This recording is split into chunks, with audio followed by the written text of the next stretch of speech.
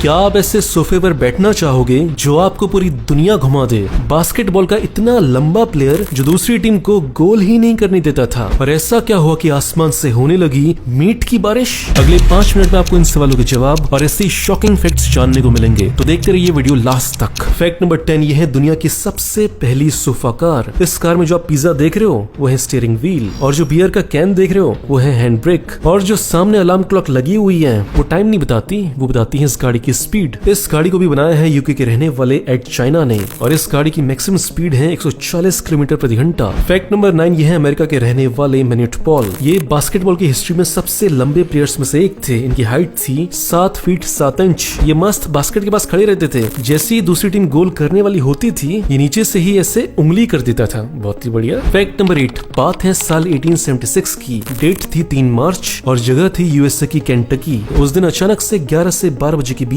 में आसमान से मीट की बारिश होने लगी, और वो मीट के टुकड़े भी छोटे छोटे नहीं थे, बड़े बड़े थे। उस समय के लोगों को कोई बहुत ज्यादा साइंटिफिक नॉलेज तो थी नहीं, और इसलिए वो समझने लगी भगवान हम पर गुस्सा हो गया है और अब बुरा समय आने वाला है। लेकिन इस इंसिडेंट के पीछे का असली कारण आजकल के साइंटिस्ट बताते हैं। साइंटिस्ट बोलते हैं कि ऐसा हो सकता है कि बड़ी बड़ी चिड़ियाओं के एक झुंड ने बहुत ज्यादा मीट खा लिया हो, जिसके बाद वो उस मीट को पचा ना पा रहे हो, और इसीलिए उन्होंने आसमान से उल्टी कर दी हो, और जिसकी वजह से वो अच्छे से उड़ ना पा रहे हो। आपको क्या लगता है, ऐसा हुआ होगा या फिर कुछ और हो सकता है? फैक्ट नंबर 7, जैसा कि मैं हमेशा बोलता रहता हूँ कि जो फ्यूचर है वो बहुत खतरनाक होने वाला है, तो उसी बात से रिलेटेड ये फैक्ट है। आजकल कोई भी चीज हम अमेज़न फ्लिपकार्ट से मंगाते हैं तो एक डिलीवरी वाला बंदा आता है और हमें दे देते हैं सामान, लेकिन नियर फ्यूचर में ऐसा नहीं होगा। ये एक रोबोट है जिसका नाम है सर्व। इसे पोस्टमेट्स नाम की कंपनी ने बनाया है। फ्यूचर में होगा ये कि आपके पास एक ओटीपी आएगा, और जैसे आप वो ओटीपी इस रोबोट को बताओगे, फिर ये रोबोट आपको आपका सामान दे देगा। इस रोबोट को बनाने वाली कंपनी को उबर ने $2.8 बिलियन में खरीद लिया है। अब सवाल ये उठता है कि अगर ये रोबोट कहीं पे गिर गया, कुछ हो गया तो क्या होगा? देखो, एक बंदा होता है जो रिमोट कंट्रोल लेकर अपने ऑफिस में बैठा होता है, जो एक साथ 10-15 रोबोट्स को देख रहा होता है, और जैसे किसी रोबोट में दिक्कत आती है तो वो कोशिश करता है कि वो रिमोट से ही उस रोबोट को खड़ा कर ले। लेकिन अगर रोबोट कहीं पे ऐसी जगह फंस चुका है जहाँ पर उसे वहां जाकर ही उठाना पड़ेगा, तो वो इंसान उठता है और जाकर उस रोबोट को उठाता है। ये तो थी फॉरेन की बात, लेकिन इंडिया में ये रोबोट चल पाएगा? क्या लगता है? मुझे तो लगता है कि अभी तो नहीं चल पाएगा, क्योंकि ये रोबोट निकलेगा ऑफिस से सामान लेकर ताकि वो कस्टमर को दे पाए, लेकिन इंडिया में लोग इस रोबोट को उठाएंगे और अपने घर ले जाएंगे। फैक्ट नंबर 6, जब भी हमें बॉलीवुड में बहुत बड़ी बड़ी चीजें दिखानी होती हैं, वॉर सीन्स दिखाने होते हैं, तो हम क्या करते हैं? वीएफएक्स का यूज करते हैं, ग्रीन स्क्रीन का यूज करते हैं। लेकिन हॉलीवुड के क्रिस्टोफर नोलन इस बात पर विश्वास नहीं रखते। वो सारी चीजें रियल करना पसंद करते हैं। जैसे उनकी मूवी इंटरस्टेलर में उन्हें इस सीन को शूट करने के लिए एक बहुत बड़ा मक्के का खेत चाहिए था, तो उन्होंने क्या किया, वो वीएफएक्स से भी कर सकते थे, लेकिन उन्होंने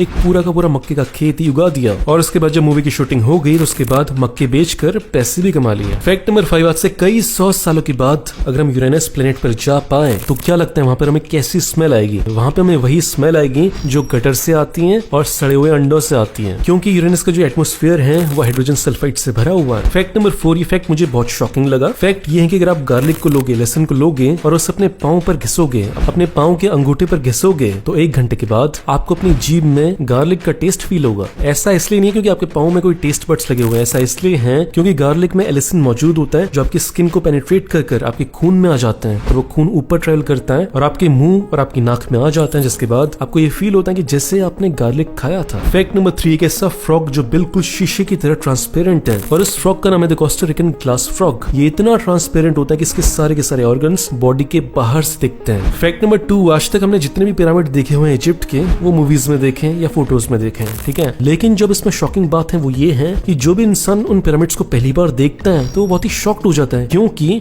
वो पिरामिड्स बहुत ही ज्यादा बड़े हैं। फोटोज में देखकर पता नहीं चलता, वीडियोस में पता नहीं चलता, लेकिन जब आप उसके सामने खड़े होते हो तो तब आपको पता चलता है कि ये कितना बड़ा है। तभी सारे साइंटिस्ट अचंभे में रहते हैं कि यार उन्होंने इतने हजारों साल पहले ये कैसे बना लिया होगा। फैक्ट नंबर 1, हम सब ने बचपन में जुरासिक पार्क मूवी देखी हुई है। उस मूवी में डायनासोर जिंदा कैसे होता है? डायनासोर के लाखों साल पुराने डीएनए को इकट्ठा करते हैं और उससे एक नया डायनासोर बना देते हैं, लेकिन क्या ऐसा असली में हो सकता है? हो सकता है। अभी रशिया के साइंटिस्ट ऐसे 50,000 साल पुराने एक शेर की ऐसी प्रजाति को जिंदा करने की कोशिश कर रहे हैं जो पहले हुआ करता था लेकिन आजकल नहीं है। ऐसा वो कैसे कर पा रहे हैं? ऐसा वो इसलिए कर पा रहे हैं क्योंकि उन्हें 50,000 साल पुरानी शेर की बॉडी बर्फ के नीचे बहुत ही सही कंडीशन में मिली है, जिसमें से डीएनए निकाल कर एक नया जानवर बनाया जा सकता है। दोस्तों, अगर आप मेरा वीडियो पहली बार देख रहे हो तो इस चैनल को सब्सक्राइब करो, फेसबुक पेज को लाइक करो, आपको ऐसी शानदार वीडियोस रोज मिलते रहेंगे। और इस चैनल को सपोर्ट करना चाहते हो तो 2 काम करो, पहला इसे लाइक करो, दूसरा इस वीडियो को शेयर करो ताकि आपके दोस्तों को पता चल सके कि आप कितने इंटरेस्टिंग वीडियोस देखते हो। मिलते हैं अगले वीडियो में, बाय।